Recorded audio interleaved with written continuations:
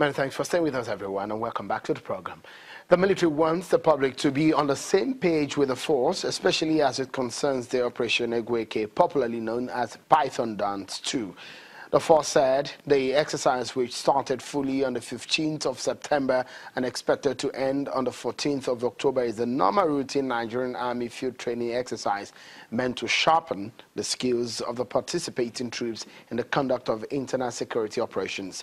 The exercise is also aimed to combating the identified obvious security challenges in the southeast region, as well as equip to deal with the rising cases of insecurity such as kidnapping, farmers' herdsmen clashes, armed robbery, cultism, communal crises, violent secessionist agitations, and insurgency of any form, among others. I still have my guests here in Lagos and Abuja City. Security consultant, clergyman Ladi Thompson here in Lagos.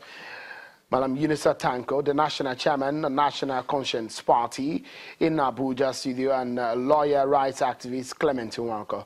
Thank you so much, gentlemen, for this 1 hour. We are going to be deliberating on this very critical issue that concerns the unity of Nigeria. Let me come back to you, Mr. Thompson. You were talking about what the implication of all this is, and the fact that the federal government has come out to say those who are sponsoring the IPOB are politically disgruntled people and treasury looters. Yes, like I said, a nation of this size, gifted with the kind of people we have, should not go around in circles and play with the lives of young people. This whole thing, when it started, I remember when I saw some of his material, Nnamdi Kanu's material on the internet, I said, oh, he has a point, he's airing grievances. But before supporting him, I decided, let me just investigate a bit more to see how he's stating his case. Just a little bit of research, what I found was so horrible. Here was a man trying to raise ammunition, money for ammunition, talking openly about rebellion, about killing, about bloodshed, and things like that. Now, when I first saw all that, my mind went back to, I quickly wrote something on the internet that this young man is not to be supported in any way. He is dangerous. He will he will kill, cause many to be killed in this country. Now, let us go back to treasonable felony, Awolowo's trial. When the first army coup took place in Nigeria, Awolowo was in jail. Awolowo was accused of treasonable felony. If you listen to what Nnamdi Kanu was putting out there, this was not treasonable felony, it was high felony.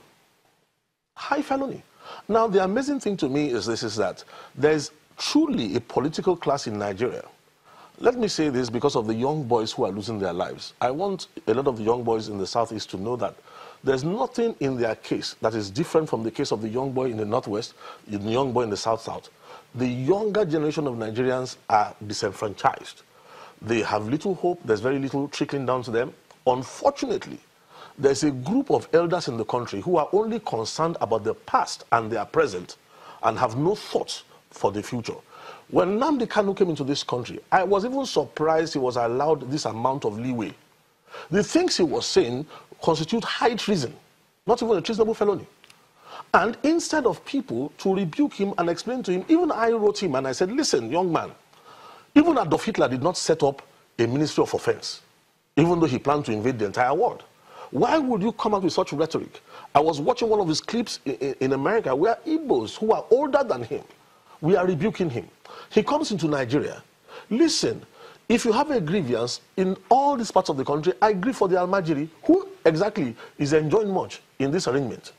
Now, instead of the political class to correct this boy and teach him how to present his case... Is it a political class or the intelligence community? Because if you said you did a bit of research and you found all these out about him, the question is, what did the intelligence community find out about him up until this very late moment that you're talking about?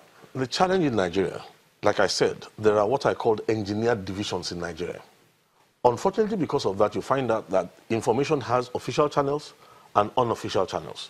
So out there, there was a lot of hatred, there was a lot of contrary talk, and what I'm trying to point out to you is that anybody who had done basic search would have come to the conclusion that this young man is committing high treason. He doesn't understand what he's saying.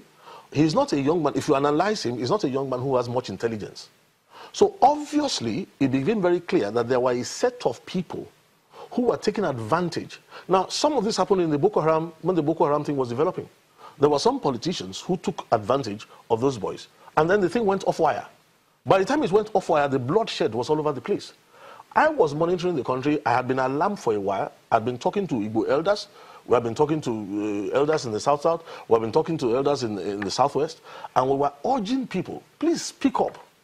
But what nobody will report, if I may say, is that this thing was so bad, so vitriolic, that they had even compiled a list of Igbo elders who were talking sense, who were meant to be neutralized. I mean, that's a nice way of saying meant to be killed. So that this cry for a violent revolt would be allowed free flow. Now, it was wrong of anybody to encourage that man in the kind of speech, but because they found out it was populist, he was going off wire, nobody corrected him.